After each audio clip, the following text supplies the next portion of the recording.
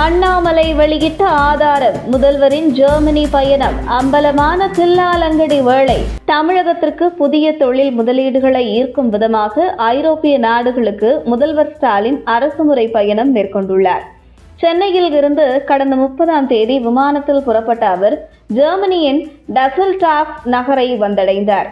அங்கு பல்வேறு நிகழ்ச்சிகளில் கலந்து கொண்டு வரும் தமிழக முதல்வர் மு.க.ஸ்டாலின் தான் கலந்து கொண்ட நிகழ்வை பகிர்ந்து கொண்டு வருகிறார். இந்த நிலையில் முதல்வர் மு.க.ஸ்டாலின் ஜெர்மனியில் உள்ள ஒரு நூலகத்தை பார்வையிட்டு அதை பகிர்ந்த விவகாரம்தான் மிகப்பெரிய காமெடியாக அமைந்துள்ளது. ஒரு சீரியஸான விஷயத்தை முதல்வர் பகிர்ந்து கொள்ள அதை கேலி கிண்டலுடன் யாரோ ஏமாற்றுகிறீர்கள் முதல்வரே என அண்ணாமலை ஆதாரத்துடன் வெளியிட்டு அதை நகைச்சுவை சம்பவமாக மாற்றிவிட்டார். அந்த என்ன சம்பவம் என்பதை பார்ப்போம். ஜெர்மனி சென்ற தமிழக முதல்வர் ஒரு விஷயத்தை பகிர்ந்து கொண்டார்.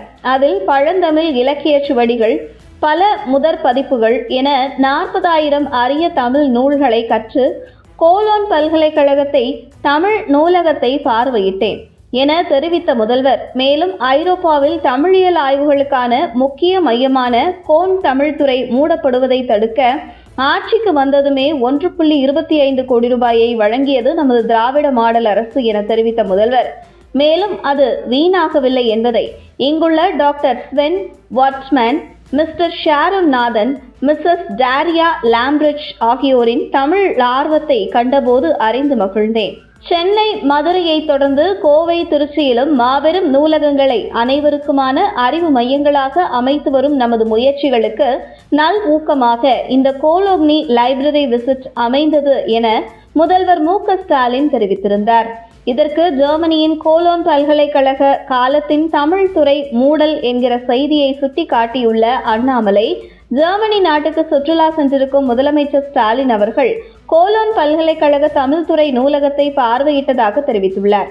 இந்த பல்கலைக்கழக தமிழ்துறை கடந்த ஆண்டு அக்டோபர் மாதமே மூடப்பட்டதாக இந்த ஆண்டு ஜனவரி மாதம் செய்திகள் வெளியாகி இருந்தன என தெரிவித்துள்ள அண்ணாமலை, மேலும் சூரியன் திரைப்படத்தில் அண்ணன் கவுண்டமணி அவர்களின் போன் ஒயர் பிஞ்சு ஒரு வாரம் ஆச்சு என்ற நகைச்சுவை காட்சி மிகவும் புகழ் பெற்றது.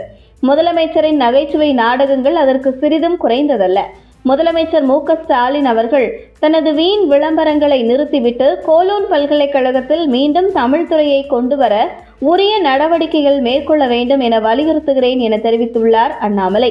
இந்த நிலையில் ஜெர்மனியின் கோலோன் நகரில் கோலோன் பல்கலைக்கழகம் உள்ளது. இதில் கலை மற்றும் சமூகவியல் கல்வி புலத்தின் கீழ் இந்தியவியல் மற்றும் தமிழ் கல்வித்துறை செயல்பட்டது.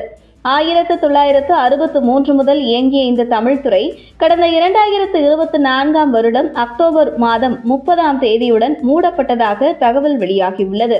தமிழ், ஆங்கிலம், ஜெர்மனி, சமஸ்கிருதம், இந்தி, பாலி ஆகிய மொழிகள் அறிந்த ஸ்வென் வாட்ஸ்மேன் ஒப்பந்த முறையில் உதவி பேராசிரியரானார்.